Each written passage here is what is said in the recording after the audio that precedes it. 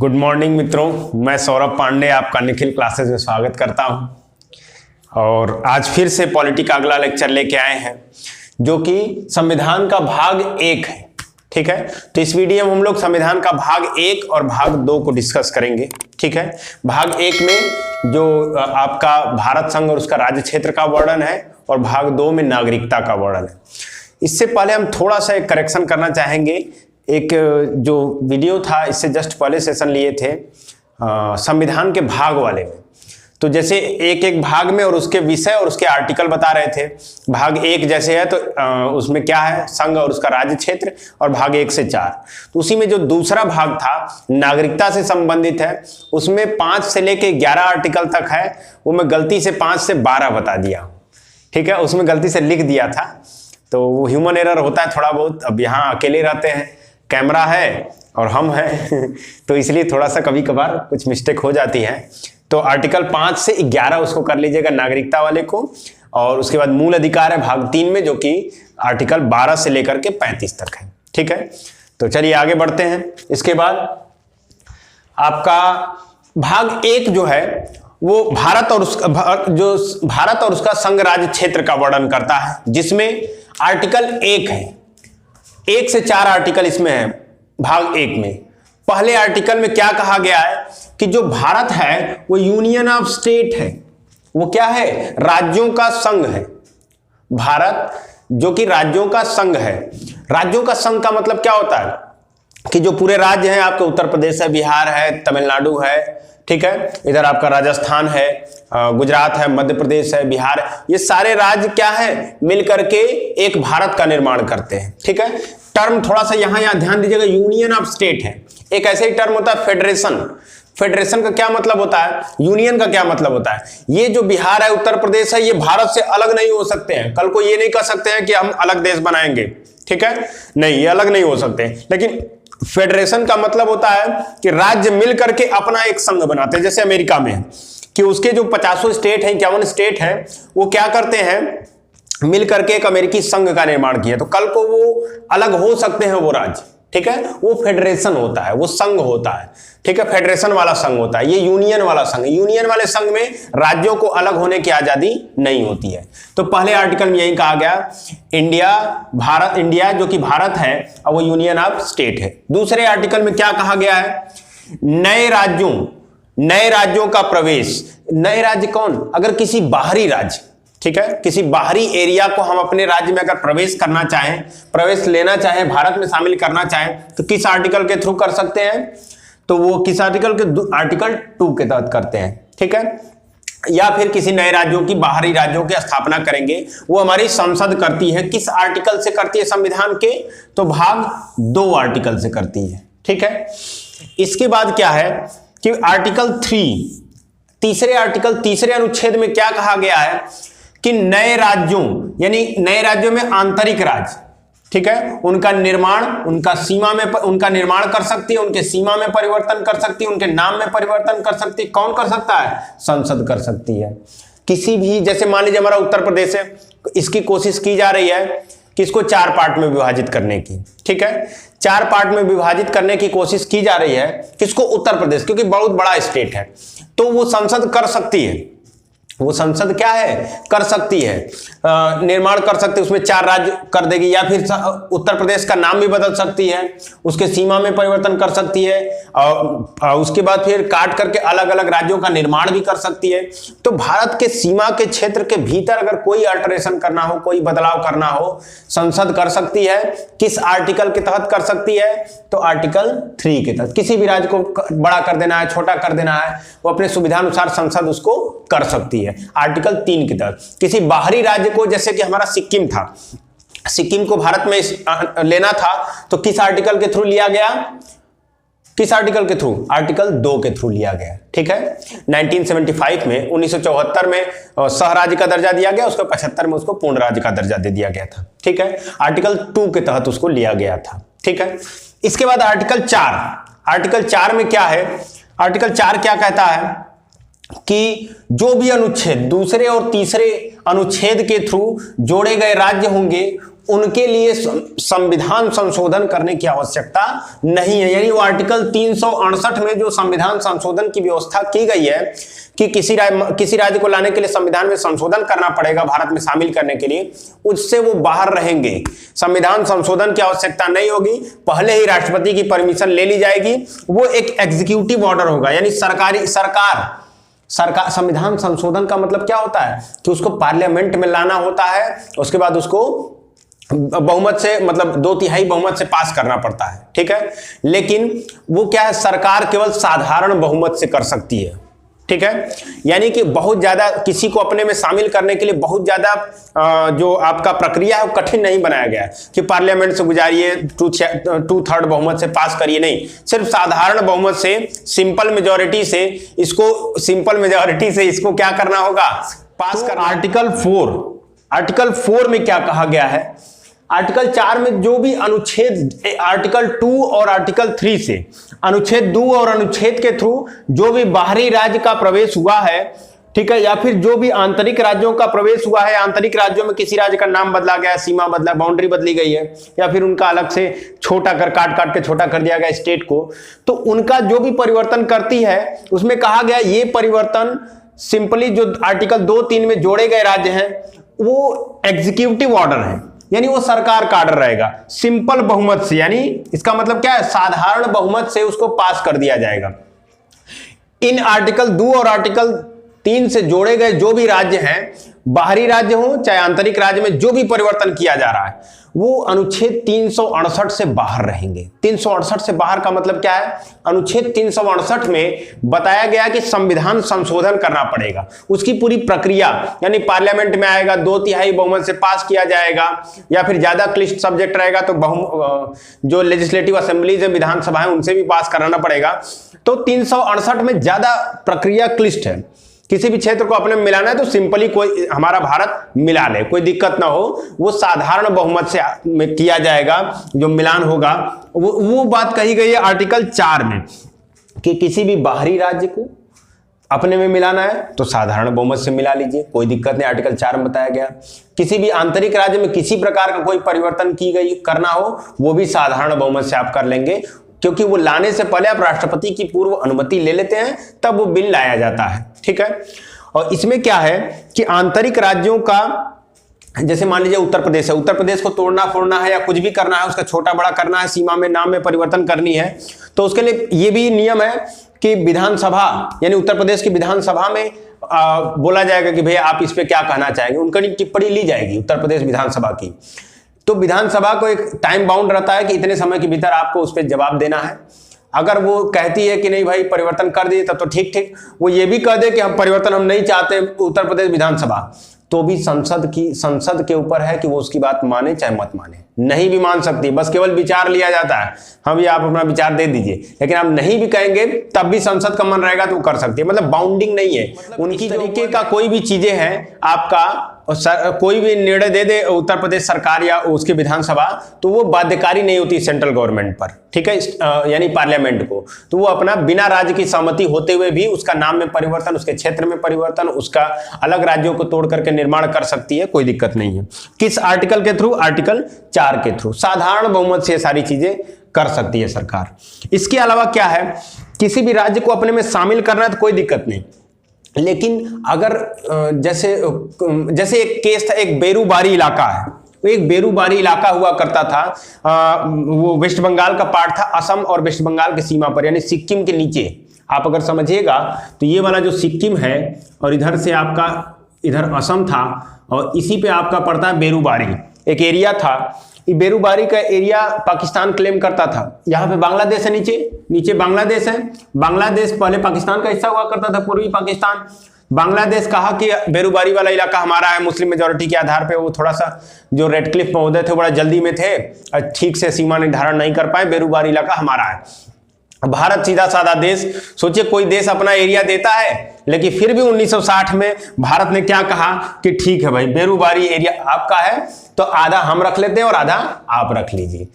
देश लगे हुए लोगों का हड़पने में एरिया, लेकिन इंडिया की यही चीज है, वो क्या कहा, आधा आप लीजिए। तो संविधान में संशोधन किया गया 1960 में। क्यों? जब हमारे यहाँ कहा गया है किसी भी राज्य को शामिल करना है या फिर बाहर करना है, बाहर करने का तो सवाल ही नहीं होता है, शामिल करने की बात थी। तो लेकिन अगर किसी अपने छोटे एरिया को अगर किसी को देना हो तो वो सरकार सिंपल मेजॉरिटी से नहीं कर सकती है। सरकार जो उस समय 1960 में नेहरू जी थे यही किए, साधारण बहुमत से बेरुबारी का आधा इलाका देने की कोशिश किए उसको, पूर्वी पाकिस्तान यानी उसको पाकिस्तान को, लेकिन तुरंत ही चैलेंज कर दिया गया कोर्ट में। तो कोर्ट ने क्या कहा कि लेने के लिए आप साधारण बहुमत से किसी भी देश का कोई भी राज्य कहीं से भी शामिल कर सकते हैं अपने में, लेकिन अगर अपना एरिया कोई देना होगा किसी को, छोटा सा इंक्लेव हो, कोई आइलैंड्स हो, कुछ भी हो, उसके लिए आपको संविधान संशोधन करना पड़ेगा। उसके लिए आपको 367 की प्रोसेस आपको करनी पड़ेगी। तो वही 9वां संविधान संशोधन आया था पार्लियामेंट में 1960 में, उसको पास किया गया। तब बेरुबारी का आधा इलाका किसको दिया गया? पाकिस्तान को दिया गया था। ठीक है, इसके अलावा अभी आप अगर थोड़ा बहुत न्यूज में रहे हो तो 100वां संविधान संशोधन 2015 में हुआ था। कुछ इंक्लेव थे, कुछ छोटे छोटे एरिया थे बांग्लादेश के सीमा पर, जो कि बहुत समय से वो अगर कुछ एरिया थे जैसे 30 से 35 के आसपास इंक्लेव थे जो अपने आप को बांग्लादेश में होते तो वो सुविधाजनक होते।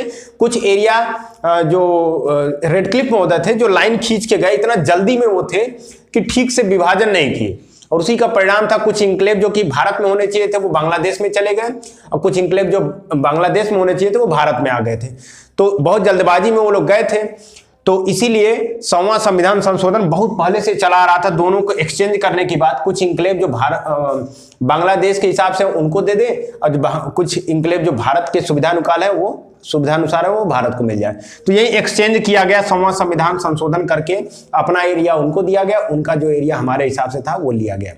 तो किसी भी अपने क्षेत्र को दूसरे देश को देने के लिए संविधान संशोधन करना पड़ेगा। किसी भी क्षेत्र को, बाहरी क्षेत्र को अपने में शामिल करने के लिए संविधान संशोधन की आवश्यकता नहीं होगी। लेकिन क्वेश्चन एक चीज उठता है कि सिक्किम को भारत में शामिल किया गया है और उसके लिए आपका 35वां संविधान संशोधन और 36वां संविधान संशोधन 1974 और 1975 में क्यों किया गया? जब शामिल किए तो क्यों संविधान संशोधन किए? ये तो संविधान संशोधन तो देने के लिए, कोई भूभाग अपना देना है तो ये इसलिए किया गया था कि सिक्किम को स्पेशल स्टेटस दिया गया था।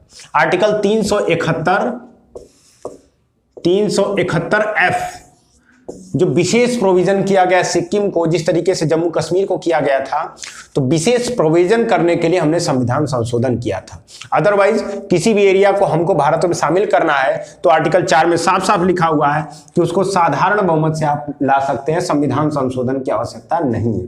संविधान संशोधन किसी क्षेत्र को देना है तभी संविधान संशोधन लाना है। ठीक है, इसके बाद पार्ट 2 देखेंगे, नागरिकता। इसके बाद क्या है हमारा? एकल नागरिकता, यानी कि पार्ट 2 है कौन सा है? नागरिकता, यानी सिटीजनशिप। पार्ट 1 इससे पहले देख चुके हैं, अब इसका पार्ट 2 है। संविधान का भाग 2 है जिसमें नागरिकता का वर्णन है। कितना से कितना आर्टिकल तक का वर्णन है? तो आर्टिकल 5 से 11 आर्टिकल का वर्णन है। 5, 6, 7, 8, 9, 10, 11 में किसका वर्णन किया गया है? नागरिकता से संबंधित प्रोविजन किए गए। ठीक है, अब क्या है, भारत में जो नागरिकता है वो किस प्रकार की नागरिकता है? भारत में जो नागरिकता है वो एकल नागरिकता है, सिंगल सिटीजनशिप है। सिंगल सिटीजनशिप का क्या मतलब है? कि एक प्रकार की नागरिकता है। ठीक है, जैसे हम अगर इंडिया में हैं तो हम इंडियन है केवल, किसी भी राज्य का अलग से नागरिकता नहीं होती है।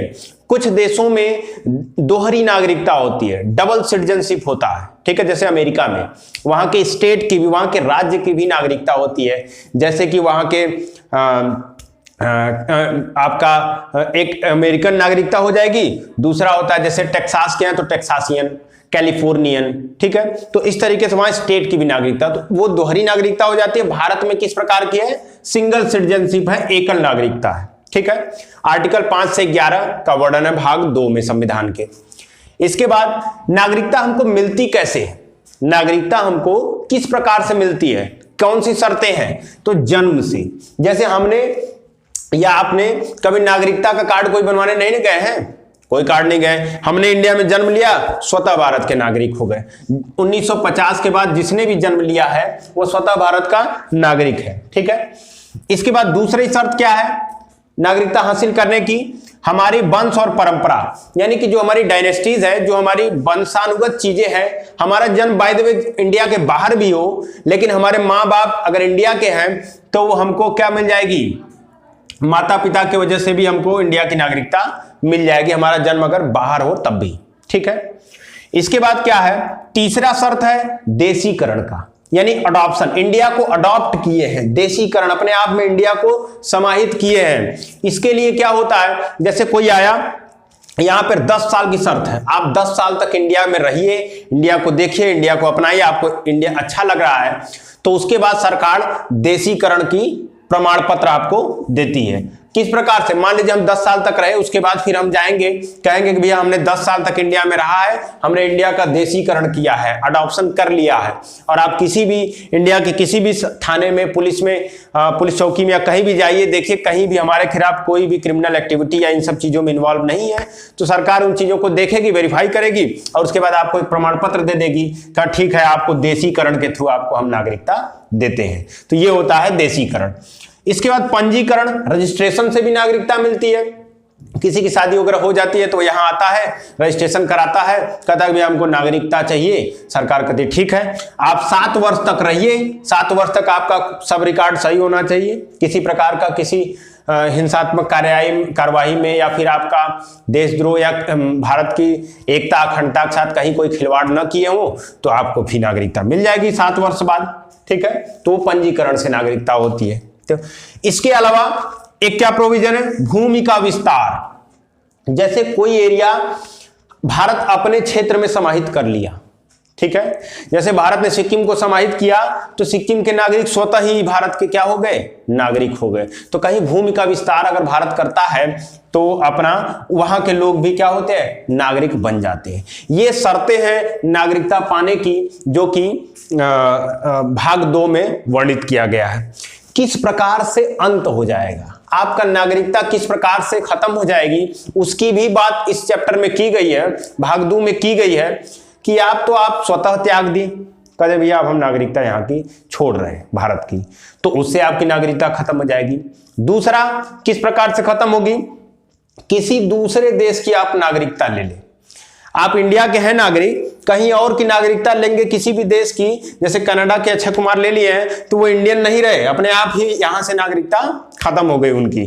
तो किसी देश की नागरिकता लेने पर खत्म हो जाती है आपकी नागरिकता। इसके अलावा सरकार द्वारा नागरिकता छीनने पर, सरकार भी कभी कभी आप ऐसा काम कर देंगे, देश की एकता अखंडता संप्रभुता के खिलाफ काम करेंगे, आप पे राजद्रोह का केस लग गया या ये सारी चीजें, तो उस दौरान सरकार आप पे विचार करके आपकी नागरिकता भी छीन सकती है। तो अगर ऐसा करती है तो उसके कारण से या तो हम खुद छोड़ दें तब खत्म हो जाएगी, किसी दूसरे देश की नागरिकता ले ले तो खत्म हो जाएगी, या फिर सरकार हमसे नागरिकता हमारी ले ले, इस कारण से नागरिकता खत्म हो जाती है। इसके अलावा आर्टिकल 11 बहुत इंपॉर्टेंट है, इसको जरूर लिख लीजिएगा। आर्टिकल 11 में क्या कहा गया है कि ये जो भी ये शर्तें और प्रोविजन देख रहे हैं नागरिकता पाने की और छीनने की, ये शर्तें निर्धारित कौन करेगा? तो ये शर्तें निर्धारित संसद करेगी, पार्लियामेंट। ये जो नियम और शर्तें बनाने नागरिकता से संबंधित अधिकार किसको है? संसद को है। और ये बात किस आर्टिकल में कही गई है? आर्टिकल 11 में, अंतिम में आर्टिकल संविधान के नागरिकता से संबंधित आर्टिकल 11 में कहा गया है कि नागरिकता से संबंधित जो भी प्रावधान बनाने हैं, जो भी नियम और शर्तें बनाने हैं, वो संसद इसके लिए उत्तरदायी है, ठीक है, आर्टिकल 11। इसके अलावा एक चीज बहुत न्यूज में थी पिछले साल, CAA, सिटीजनशिप अमेंडमेंट एक्ट, नागरिकता संशोधन अधिनियम। इस नागरिकता संशोधन अधिनियम 2019, ठीक है, इसके लिए भारत बंद भी 2-3 बार हुआ, भारत बंद किया गया, इतनी इकोनॉमी का नुकसान हुआ, इतने लोग सड़कों पर उतरे, पूरी प्रशासन वो थी। और इसके अलावा क्या हुआ, बहुत जगह से आगजनी की खबरें, तो कहीं से कुछ, जबकि उसमें क्या था थोड़ा सा समझिएगा आप लोग। CAA 2019 जो आया था वो संशोधन किया गया था, नागरिकता संशोधन अधिनियम 2019 जो है वो नागरिकता संशोधन अधिनियम 1955 का संशोधन किया गया, नागरिकता संशोधन अधिनियम 1955 का संशोधन किया गया, नागरिकता संशोधन अधिनियम 2019 बनाया गया, CAA 2019 बनाया गया। किसका संशोधन करके? CAA, सिटीजनशिप अमेंडमेंट एक्ट 1955 का संशोधन करके। इसमें क्या कहा गया? इसमें क्या कहा गया कि 3 देश और 6 कम्युनिटी, 3 देश, कौन कौन से 3 देश? अफगानिस्तान, पाकिस्तान और बांग्लादेश। अफगानिस्तान, पाकिस्तान और बांग्लादेश, यहां के 6 कम्युनिटी, कौन कौन सी कम्युनिटी? 6 कम्युनिटी। आपका जैसे आपका हिंदू हैं, 3 देशों के 6 कम्युनिटी, हिंदू हैं, बौद्ध हैं, जैन हैं, सिख हैं, क्रिश्चियन हैं, पारसी हैं। हिंदू, बौद्ध, जैन, सिख, क्रिश्चियन और पारसी लोग, 6 कम्युनिटी के लोग इन 3 देशों से, अफगानिस्तान, पाकिस्तान, बांग्लादेश से अगर भारत में आते हैं तो उनको भारत सरकार क्या दे देगी? नागरिकता दे देगी। ठीक है? क्यों ये केवल इसमें ये 6 कम्युनिटी को देने, क्यों? क्योंकि इसमें विरोध इस बात का था, इस अधिनियम का, कि इसमें इस्लाम कम्युनिटी को नहीं शामिल किया गया था। 6 कम्युनिटी के बजाय आप 7 कम्युनिटी कर दिए होते। भारत में इस्लाम के भी लोग रह रहे हैं, क्योंकि पहली बार ऐसा हुआ है कि किसी धर्म के आधार पर नागरिकता से संबंधित प्रावधान बनाए गए हैं। तो इसमें क्या है कि भारत सरकार का तर्क यह था कि अफगानिस्तान, पाकिस्तान और बांग्लादेश, तीनों देशों में इस्लाम की मेजॉरिटी है, बहुमत में इस्लाम, वहां का धर्म भी, स्टेट का धर्म भी इस्लाम है। तो वहां पे माइनॉरिटी जो अल्पसंख्यक हैं, ये 6 कम्युनिटी, हिंदू, बौद्ध, जैन, सिख, क्रिश्चियन और पारसी, वहां अल्पसंख्यक है, कम संख्या में है, उन पे अत्याचार होता है, उन पे एट्रोसिटीज होती हैं, इसलिए वो जान बचा करके अपना देश भारत को चुनते हैं कि हमारा असली स्थान भारत है। अगर वो वहां से परसिक्यूशन के कारण से यहां पे आते हैं तो उनको भारत सरकार देगी। किसको देगी? जो कट ऑफ डेट भी उसकी निर्धारित की थी, जो दिसंबर 2014 से पहले आ चुके हैं, उनको भारत सरकार क्या दे देगी? नागरिकता दे देगी। अभी 3, 4, 6 सालों में आए उनकी नहीं, दिसंबर 2014 से पहले जितने लोग आ गए हैं उन देशों से, बेचारे यहाँ पे रह रहे हैं, न कोई उनका राशन कार्ड है, न आधार कार्ड है, न डीएल बन रहा है, कुछ भी नहीं बन रहा है, वो बहुत ज्यादा परेशानी में है 2014 से। उसके बाद जो आए उनके लिए अलग ट्रीटमेंट रहेगा, उनके लिए सारे देश जिस तरीके से ये सारी शर्तों से लेते हैं उनको लेना पड़ेगा। लेकिन 2014 से पहले ये जो 6 कम्युनिटी इन 3 देशों से आए हैं, उनको भारत सरकार नागरिकता देने का वो की है। तो यही था CAA, ये 10 जनवरी 2020 से लागू है इंडिया में। ठीक है? तो किसी की नागरिकता इस कानून के तहत छीनी नहीं जा रही थी। ठीक है? बहुत ज्यादा बवाल इस पे मचा था, किसी की नागरिकता कहीं छीनी नहीं जा रही थी, बस इस्लाम के वहां पे जो तीनों देश है वहां पे मेजॉरिटी में है, बहुमत में है, राज्य का धर्म भी इस्लाम है, उन देशों का धर्म भी इस्लाम है, इसलिए वहां पे जिनका प्रोसिक्यूशन होता है, भारत में जैसे इससे पहले भी तिब्बत से बौद्ध आए हैं, उनको वहां पे धर्मशाला में यानी कि वहां शिमला में उनको स्टे किया गया है। श्रीलंका से बहुत सारे शरणार्थी आते, समय समय भारत में शरणार्थी आते रहते हैं, भारत उनका स्वागत करता है किसी तरीके से। ठीक है? अपने यहाँ कोई भी दिक्कत नहीं, फिर भी एक शरणार्थियों का स्वागत करता है। इसी क्रम में ये संविधान संशोधन, नागरिकता संशोधन अधिनियम 2019 लाया गया था, 10 जनवरी 2020 से लागू हुआ। यहाँ पे 3 देश 6 कम्युनिटी की चर्चा, आपको तीनों देश 6 कम्युनिटी का नाम याद होना चाहिए, लिख लीजिएगा। और किसको, कट ऑफ डेट आपको याद होनी, दिसंबर 2014 से पूर्व आए हुए लोगों को ही नागरिकता दी जाएगी, उनके बाद वालों को नहीं दी जाएगी। ठीक है? इसी से संबंधित बहुत ज्यादा न्यूज में रहता है, जैसे कुछ टर्म है आपका क्या नाम है, NRC है, NPR है। जैसे थोड़ा सा अच्छा इनको ब्रीफ कर दें कि NRC NPR क्या है। NRC, NPR और NRC, NPR और NRC। NPR का मतलब क्या है? National population register. एक रजिस्टर होगा, किसका होगा? पॉपुलेशन का, पूरे राष्ट्रीय स्तर का, नेशनल पॉपुलेशन रजिस्टर।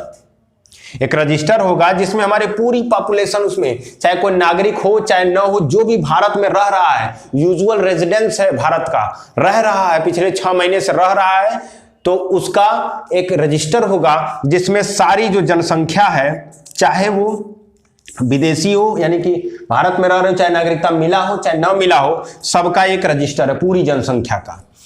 एनआरसी क्या है? एनआरसी क्या है? National register of citizen. ये नागरिकों का नेशनल रजिस्टर ऑफ सिटीजन, एक रजिस्टर है सिटीजन का पूरे देश के, भारत के सारी सिटीजन का, सारे नागरिकों का एक रजिस्टर है एनआरसी। ठीक है, तो इसमें जो भी नागरिक रहेंगे उनकी पहचान की जाएगी। ठीक है, उनका डेटा रहेगा एनआरसी में, एनपीआर में सभी लोगों का रजिस्टर्ड रहेगा। ठीक है, तो ये चीजें हैं। इससे क्या करेगी सरकार? देखिए सरकार की क्या मंशा है कि जो एनपीआर है, अगर हम देखें एनपीआर नेशनल पॉपुलेशन रजिस्टर में से अगर हम एनआरसी घटा दें, माइनस एनआरसी, यानी सारी जो जनसंख्या है उसमें से नागरिकता घटा दें, जो जो लोग नागरिक हैं, सारी जनसंख्या में से केवल नागरिक को घटा देंगे तो कौन बचेगा? सारी जो जनसंख्या भारत में है, जो भी रह रहे, चाहे कहीं से भी आकर के रह रहे, भारत के नागरिक हैं चाहे नहीं हैं, वो सब एनपीआर में रजिस्टर्ड रहेंगे और एनआरसी में केवल नागरिक रजिस्टर रहेंगे। अगर उनको हटा देंगे तो उसके इक्वल टू क्या आएगा? Illegal migrant. कौन आएंगे? इलीगल माइग्रेंट, यानी अवैध घुसपैठी। जितने भी बिना नागरिकता के भारत में रह रहे हैं वो अवैध घुसपैठ कहलाएंगे। पूरी जनसंख्या जो भी भारत में रह रही है एनपीआर में दर्ज रहेगा, जितने नागरिक रहेंगे उनका एनआरसी में दर्ज रहेगा। अगर एनपीआर से एनआरसी को माइनस कर दिया जाएगा तो क्या निकलेगा हमारा? Illegal migrant.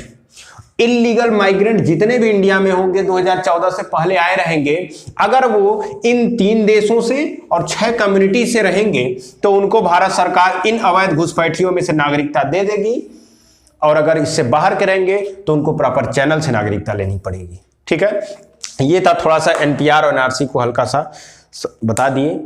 चलिए, तो ये था हमारा भाग 1 और भाग 2 इसमें था।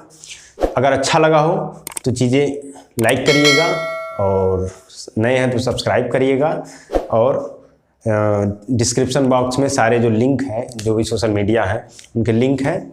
और थैंक यू।